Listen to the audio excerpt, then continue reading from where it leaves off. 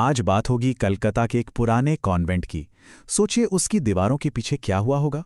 एक ऐसी खौफनाक घटना जिसने एक बहुत ही गहरे और डरावने राज को हमेशा के लिए खोलकर रख दिया। तो सवाल ये उठता है कि क्या होता है जब कोई पवित्र कसम तोड़ी जाती है। Saint Mary Sacred Heart Church में जो कुछ भी हुआ ना, वो इसी एक सवाल का जवाब है। ये कहानी है धोखे की, बेइंतहा दुख की और एक ऐसे बदले की जिसकी आग ने सच कहूं तो सब कुछ जलाकर राख कर दिया। एक परेशान नई मेहमान। तो चलिए इस कहानी में और गहरे उतरते हैं। इसकी शुरुआत होती है मारिया के कॉन्वेंट में आने से, और बस उसके आते ही शुरू हो जाता है बेचैन कर देने वाली घटनाओं का एक ऐसा सिलसिला जो फिर कभी थमा ही नहीं। ये ईश्वर की खास बच्ची है मारिया। इन्हीं शब्दों के साथ मदर सुपीरियर एग्नेस ने 22 साल की मारिया को बाकी ननों से मिलवाया। उन्होंने बताया कि अब से मारिया उन्हीं के साथ इसी चर्च में रहेगी। लेकिन उसकी आंखों में एक गहरी बेचैन करने वाली उदासी थी। मदर एग्नेस ने भले कितने अच्छे शब्दों से उसका स्वागत किया हो, पर मारिया का बर्ताव वो तो कुछ और ही कहानी सुना रहा था।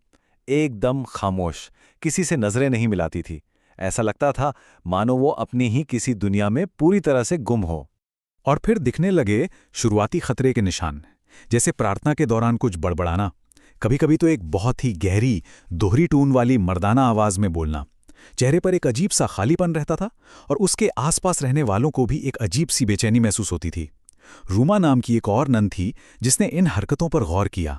उसे तभी शक हो गया था कि मारिया के साथ कुछ बहुत ही गलत हो रहा है, खासकर जब उसने मारिया के मुंह से वो भारी मर्दों जैसी दोहरी आवाज सुनी। एक शैतान का कब्जा। और फिर देखते ही देखते मारिया का ये अजीब बर्ताव एक ऐसे खौफ में बदल गया, एक अलौकिक आतंक में, जिसने हर किसी को दहला कर रख दिया। अब हालात किसी के वश में नहीं थे। उसका शरीर एक रबर की गुड़िया की तरह मुड़ा हुआ था। ये मंजर था उस रात का जब रूमा ने चुपके से मारिया के कमरे में झांका, और जो उसने देखा उससे उसके रोंगटे खड़े हो गए। मारिया एक कुर्सी पर बैठी थी, पर ऐसे जैसे किसी ने उसके शरीर को बेदर्दी से मरोड़ दिया हो। उसकी गर्दन तो एक बिल्कुल ही नामुमकिन एंगल पर मुड़ी हुई थी। और फिर मारिया ने मदर सुपीरियर पर हमला कर दिया। उनके हाथ से मांस का एक टुकड़ा ही काट लिया। हुआ ये कि रूमा की चीख सुनकर मदर एग्नेस वहां पहुंची, लेकिन इससे पहले कि वो कुछ समझ पाती, मारिया ने एक जंगली जानवर की तरह उन पर छलांग लगा दी और उनके हाथ से मांस का एक टुकड़ा नोच लिया। तो ये मामला था एग्जॉर्सिज्म का, मतलब भूत प्रेत उतारने का। ये एक तरह का धार्मिक अनुष्ठान होता है जिससे किसी इंसान या जगह से बुरी आत्माओं को निकाला जाता है। पवित्र जल यानी होली वाटर से उसे ठीक करने की शुरुआती कोशिश तो पूरी तरह से नाकाम हो गई। तब चर्च ने फैसला किया कि अब एक फुल फ्लेज्ड एग्जॉर्सिज्म की जरूरत है, और इसे कोई विशेषज्ञ ही कर सकता था, फादर एडमंड। एक राज, जिंदा दफन। और बस यहीं से कहानी का वो हिस्सा शुरू होता है जहां एग्जॉर्सिज्म के बीचों बीच उस बुरी आत्मा के पीछे छिपी एक बहुत ही दर्दनाक इंसानी कहानी सामने आने वाली थी। अनुष्ठान के दौरान वो आत्मा बोलने लगती है और एक बहुत ही काले राज का पर्दाफाश करती है। जरा उस मंजर के बारे में सोचिए। मारिया को एक कुर्सी से बांधा हुआ है। फादर एडमंड जैसे ही रस्में शुरू करते हैं, मारिया के अंदर से एक आवाज गूंजती है, एक ऐसी आवाज जो 1 साल पुराने राज की परतें खोलना शुरू कर देती है।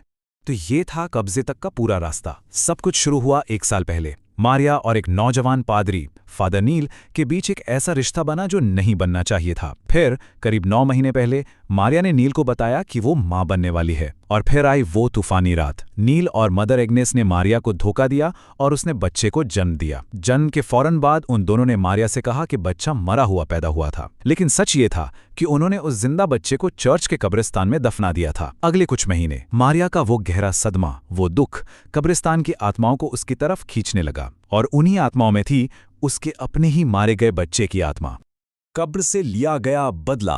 अब कहानी उस मोड़ पर आ चुकी थी जहां कब्र से उठी एक आत्मा अपना खौफनाक बदला लेने को तैयार थी।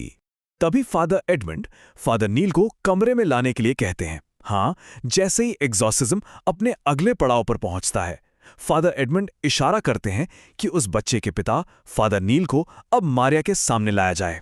और फिर शुरू हुआ उस आत्मा का अंतिम न्याय।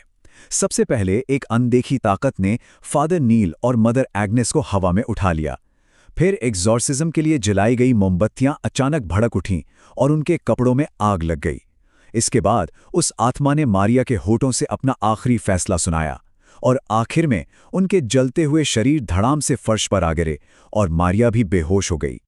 एक पाप एक ही सजा, ये थे उस आत्मा के आखिरी शब्द। एकदम ठंडा और बेरहम इंसाफ उस गुनाह के लिए दिया गया जिसे उन्होंने हमेशा के लिए दफनाने की कोशिश की थी। भयावह परिणाम, उस रात की घटना ने वाकई सब कुछ हमेशा के लिए बदल दिया। चलिए देखते हैं कि उस खौफनाक रात के बाद आखिर हुआ क्या।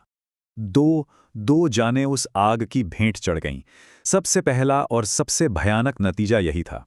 फादर नील और मदर एग्नेस दोनों उस अजीब आग में जलकर मर गए। 2 जिंदगियां खत्म और 2 चर्च हमेशा के लिए बंद कर दिए गए।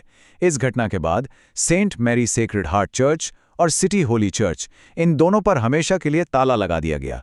2 पवित्र जगह हमेशा के लिए वीरान हो गईं। मारिया बच तो गई, जिस्मानी तौर पर वो ठीक भी हो गई, लेकिन वो उस बुरे सपने से कभी बाहर नहीं निकल पाई। असल में मारिया और फादर एडमंड दोनों ही उस रात के खौफ से कभी उभर नहीं पाए और सारी जिंदगी उन यादों के साए में जीते रहे। तो आखिर में ये कहानी एक सवाल छोड़ जाती है।